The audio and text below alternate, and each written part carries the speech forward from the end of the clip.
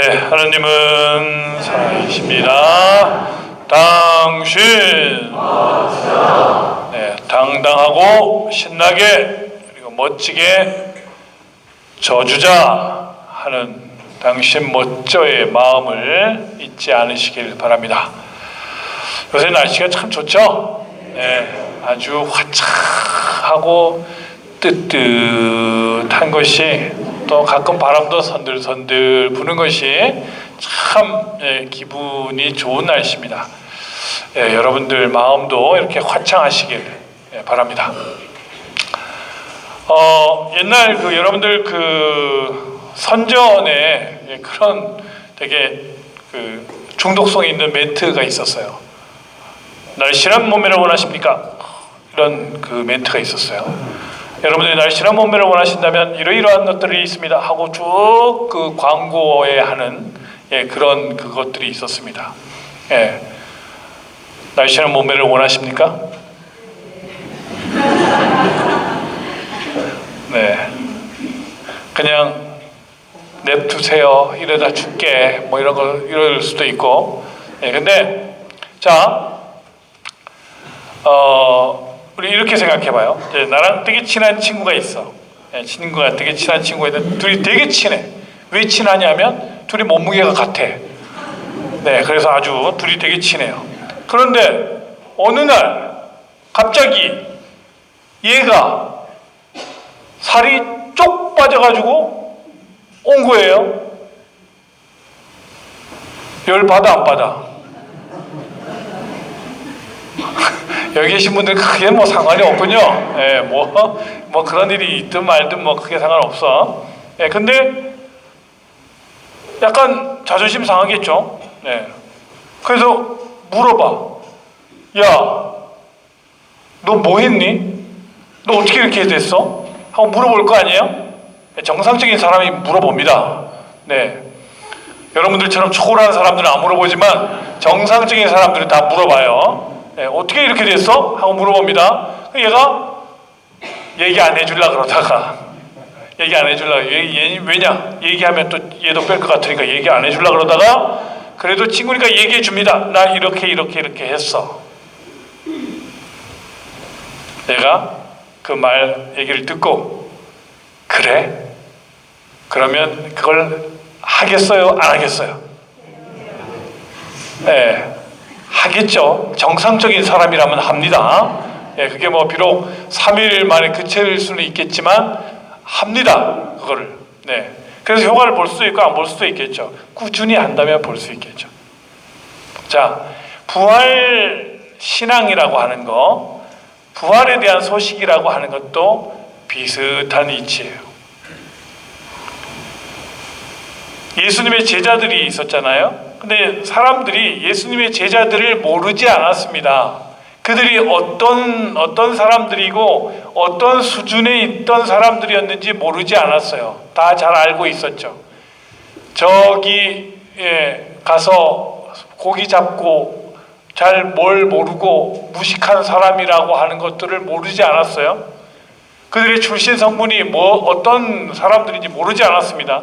그런데 어느 날 갑자기 이들이 숨어 있다가 나타났는데 이들이 완전히 변한 거예요.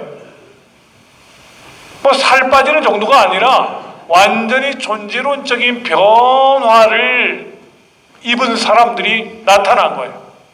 옛날에 그 사람들이 아니야. 그들이라면 절대 할 수 없었을 어떤 말들을 너무나 당당하고 유창하게 이야기를 하는 거예요. 그리고 그들에게 생각지도 못했던 능력들까지 생겼습니다. 그들이 안전뱅이의 손을 잡고 일으키자 안전뱅이가 벌떡 일어나는 거예요. 소경의 눈을 만지면서 눈을 뜨시오 하니까 앞을 못 보던 사람이 눈을 뜨고 보게 되는 거죠. 귀를 먹어 못 듣던 사람이 귀를 만지면서 예수님의 이름으로 명하노니 귀가 들리십시오 하니까 귀가 들리더라. 말을 듣게 되더라. 사람들이 제자들의 모습을, 사도들의 모습을 보고 깜짝 놀라지 않을 수가 없겠죠. 내가 알던 그 사람들이 아닌데. 당연히 묻게 되겠죠. 어떻게 된 일입니까? 이게 무슨 일입니까? 제자들이 대답합니다. 부활하신 예수님을 만났습니다. 그분이야말로 우리가 그토록 바라던 구세주요 우리의 메시아셨습니다. 그분을 통해서 우리는 영원한 생명을 얻게 되었고 이러한 능력을 가지게 되었습니다. 우리가 잘나서 그런 게 아니라 부활하신 예수님의 은총으로 말미암아 이렇게 되었습니다 라고 증언을 하는 거죠. 그 증언을 믿는 사람들이 신앙을 갖게 되었고 그 신앙이 우리 교회의 시작이고 그 교회의 오랜 전통 끝에 지금 여러분들이 이 자리에 앉아 계시는 겁니다. 그래서 여러분들은 부활하신 예수님을 목격하지 못했음에도 불구하고 지금 혹시 이 자리에 부활하신 예수님을 만나신 적이 있는 분 계세요? 예, 여기서 손을 들면 이상한 사람 되는 겁니다. 네, 저도 아직 못 봤습니다. 예, 저도 아직 뵙지 못했는데 우리 모두가 부활하신 예수님을 뵙지 못했음에도 불구하고 예수님이 부활하셨습니다라고 믿는 것은 오래전에 부활하신 그분을 만나고 존재론적인 변화를 이끌어왔던 완전히 존재 자체가 변했던 제자들의 모습을 보고 고백한 신앙들이 이어져 내려오는 거예요. 그 믿음이 그냥 내 안에 믿습니다 정도로만 머물러 있다 그러면 여러분들이 살을 빼기 위해서 열심히 구입했던 이만큼의 약과 어마무시한 운동기구들이 무용지물이 된 것과 똑같은 거죠. 내가 무엇인가를 하지 않으면 내가 가진 믿음이라고 하는 것은 아무런 소용이 없는 것입니다. 우리의 이 신앙이 오랜 시간 동안 이어져 내려올 수 있었던 이유는 그 신앙을 가지고 그 신앙에 입각하여 그분이 살아내셨던 그 세월들을 그대로 자신의 삶에 재현을 해왔던 사람들, 내가 손해볼 줄 뻔히 알면서도 기꺼이 양보할 줄 알고 내 것을 내어줄 줄 알았던, 그렇게 삶에서 사랑을 실천했던 수많은 증거자들이 있었기 때문에 우리의 믿음이 이어져 내려올 수 있었던 겁니다. 마찬가지로 우리 역시도 우리의 그런 실천이 없다면, 그런 증거가 없다면 우리의 믿음은 더 이상 이어져 가지 못할 것입니다. 생명력을 잃고 말 것입니다. 그러니 우리가 해야 할 일이 뭐냐? 부활하신 예수님께서 하신 말씀을 듣고 그걸 믿어서 변화를 이루어냈던 사도들을 보면서 우리 역시도 그렇게 살아가야 되겠다고 결심하는 것이 우리의 믿음이 결실을 맺는 일인 것입니다. 그래서 여러분 각자의 삶에서 사랑을 실천하셔야 합니다. 여러분들의 삶 속에서 오늘 제1독서에서 이야기되었던 것처럼 회개하여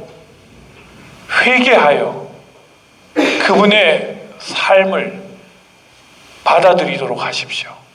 우리의 죄가 지워지게 하십시오. 그분의 뜻을 받아들이고 그분의 말씀을 믿는다고 하는 것은 우리의 죄를 없애는 것뿐만 아니라 그분의 계명을 실천한다는 일입니다. 그분의 계명을 실천함으로써 그분 사랑이 우리 안에 완성되게 하십시오. 그렇게 그분의 사랑이 우리 안에서 완성됨으로써 우리의 모습들을 보면서 사람들이 이 신앙이 참으로 올바른 신앙이구나 라고 하는 것을 깨닫게 하십시오. 여러분 모두는 이 일에 증인입니다. 라고 예수님께서 말씀하셨죠. 여러분은 증인들입니다. 증인의 임무는 증언하는 것이죠. 가서 여러분들의 선한 삶을 통해서, 구체적인 사랑의 실천을 통해서 우리의 증언이 참되다고 하는 것을 증거하시기 바랍니다. 그래서 내가 살고 있는, 내가 몸담고 있는 그 작은 공동체 하나하나가 바로 하늘나라임을 사람들이 깨닫게 하여 주시기를 바랍니다. 그것이 우리가 믿는 이유입니다. 그럴 때 부활하신 예수님께서 맨 처음 제자들에게 나타나셔서 하셨던 말씀, 너희에게 평화가 있기를, 우리 마음이 평화를 얻을 수 있는 방법입니다. 여러분 모두 그분 말씀을 따라가는 삶을 통해서, 사랑의 실천을 통해서 여러분들 마음마다 주님의 평화가 가득하시기를 간절히 소망합니다. 아멘.